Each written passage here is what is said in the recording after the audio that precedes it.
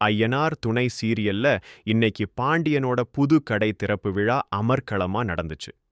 சந்தா புடவையில ஜொலிக்க, சேரன் அண்ணன் வர்ணிக்க, குடும்பமே சந்தோஷத்துல மிதந்துச்சு. ரிப்பன் வெட்டுறதுல ஒரு பாசப் போராட்டமே நடந்துச்சு. கடைசியில அப்பா சொன்ன மாதிரி சேரன், பாண்டியன், சந்தா, அப்பான்னு எல்லாரும் சேர்ந்து ரிப்பனை வெட்டி கடையை திறந்த காட்சி கண்கொள்ளா காட்சி. அடுத்ததா குத்துவிளக்கு ஏத்துற கௌரவம் நம்ம நிலாவுக்கு கிடைச்சது. நிலா வந்த நேரம்தான் எல்லாம் நல்லா நடக்குதுன்னு அப்பா பெருமையா சொல்ல, அவங்க விளக்கு ஏத்துனப்போ வானதி முகம் சுருங்குனதை கவனிக்க முடிஞ்சுது. விழா முடிஞ்சதும் வானதி பாண்டியன் கிட்ட சண்டைக்கு நிக்கிறாங்க. கடைக்கு அண்ணன் பேரு வச்ச விளக்கு ஏத்த என்ன கூப்பிடலன்னு அவங்க ஆதங்கத்தை கொட்டுறப்போ கொஞ்சம் நியாயமா தான் பட்டுச்சு. ஆனா பாண்டியன் சொன்ன பதில் சும்மா நச்சுன்னு இருந்துச்சு.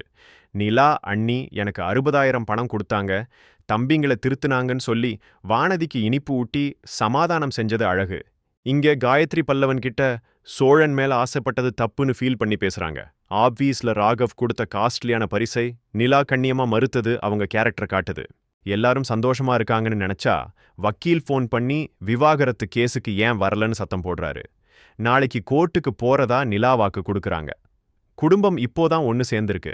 இந்த நேரத்துல விவாகரத்து தேவையா? கமெண்ட்ல சொல்லுங்க.